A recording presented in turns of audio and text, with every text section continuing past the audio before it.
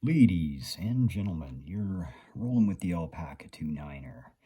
This is a bit of a somber episode. So, I had mentioned in my last video how there was a fella in the lock sport community who was going into palliative care and that he's gonna die.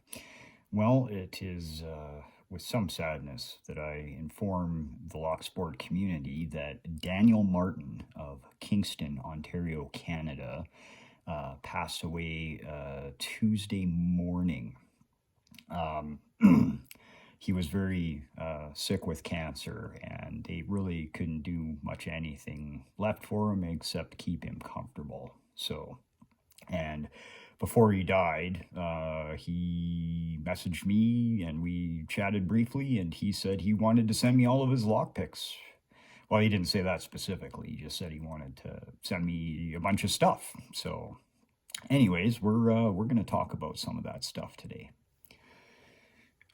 This is a set of pics from a fellow called Rare Element. There is of course, website and stuff. I checked the guy's Facebook page out. There doesn't really seem to be any recent activity. The last post was sometime in 2019. So as to whether this fella is still active in the community or still making pics or whatever, I don't know. If somebody out there knows who this person is, or if you are this person, please comment, because I'm quite tickled by these unusual lockpicks. So I'm no expert on anything really. So this is just 100% pure opinion. I'm not an engineer, I'm not a metallurgist, I am not a professional locksmith or anything of the sort. This is just pure opinion coming out of the mouth of some guy who's actually using the tools. When I got these from Dan, I was struck by the somewhat unusual shape and setup by these. And initially I was like, well, there's no way those can properly work, but there is something of if you grip it the right way.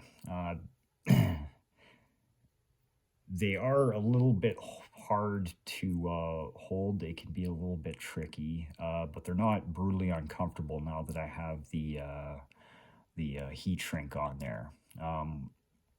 These, I think, were laser cut,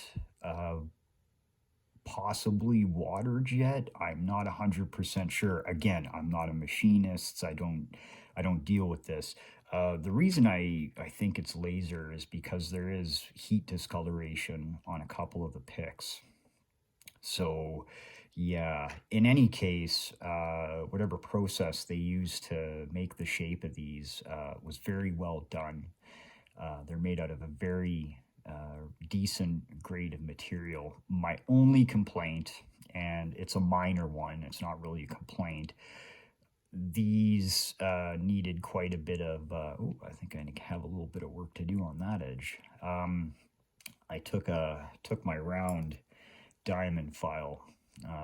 I use this round one a lot. It's probably the one that's going to wear out first, and just kind of, took it over the surface, and just to take the edge off a little bit. I don't like sharp edges on my picks. I like nice soft edges on everything. So I went ahead and, just softened them up quite a bit and added this little piece of heat shrink just to assist with the grip. So, and even for me and my stubby little hands, these bad boys are a little bit tricky to hold on to. I also had to take down, let's see if the camera catch that, focus, but okay, there we go. The tensioner end of this, very well cut, but these tines, even now, I think I might take them down a bit more. These ones have been filed down a bit. They were just way too darn sharp, and the first time I used one of these picks, I just about impaled my thumb in several spots. So extremely well made, very nice picks, very unconventional shape. I have used, I think I've used this one. This one? Yes, this very oddly, irregular wave rake here. I've picked a couple of locks with this.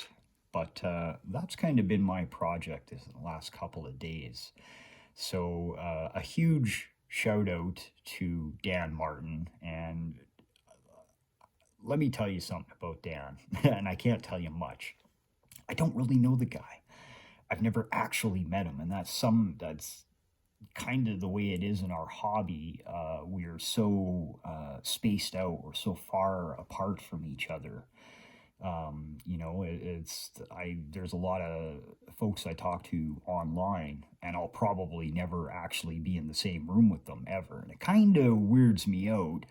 But that being said, I'm actually kind of glad that the internet kind of gives us the ability to communicate so much more quickly, right? Because I mean, I'm old enough. I remember back in the days of snail mail and, like rotary dial telephones and crap like that. So believe you me, I know what it's like to not be able to communicate effectively. So, but in my dealings with Dan, I've always found him to be very friendly, very affable, very polite. He's a man that is very humorous. He was always posting, funny cartoons and joking about stuff, right? Very good natured. And something else that I noticed about him is that he was not a rude or profane person. I think in close to 2 years, I think I've seen him utter one profanity, and it wasn't even really. He said he used the word shit in a sentence once.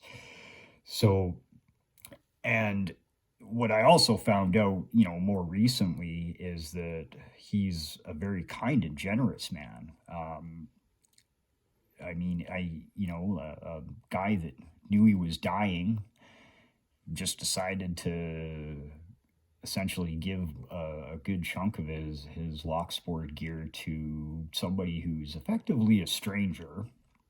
And so, yeah, I mean, like, what a stand-up guy. So I will make certain that I will, give the best care and use to all of the gear and the locks that he gave me. So, for those of you out there who are, actually tuning in to listen to me ramble on for 7.5 minutes or however long we're at now, if you could spare a moment and think about Dan and the family that he leaves behind today, that would be very appreciated because the lock sport community lost a really good member. And with that, I will bid all of you guys a really great week. And we'll catch you on the flip side.